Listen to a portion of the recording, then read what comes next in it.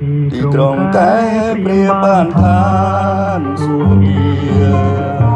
ពេលទស្សនាមិនដែលចំណាយ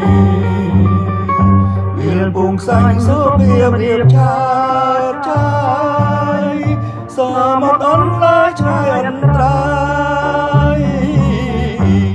សំណួរបរិសុទ្ធសាមញ្ញខ្មែរប្រស្រីតែងតែមកលំហើយ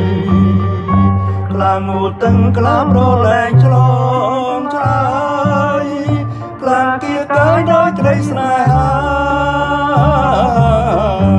ក៏អ្វីតែរូបខ្ញុំទុំរំដំត្រៀមក្រមអរា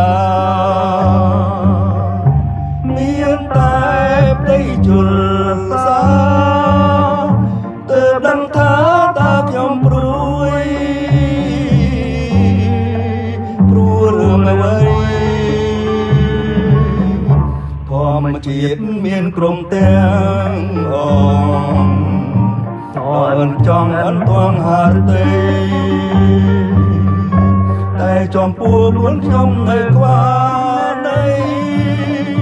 គឺរូបស្រីជាគូវាសនា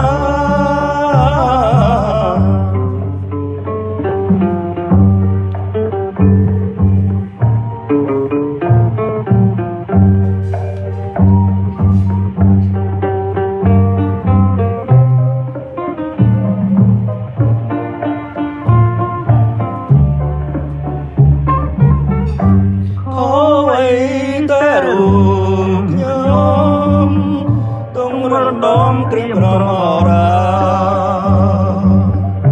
មានតែផ្ទៃជលសាទើបដឹងថាតើខ្ញុំព្រួយ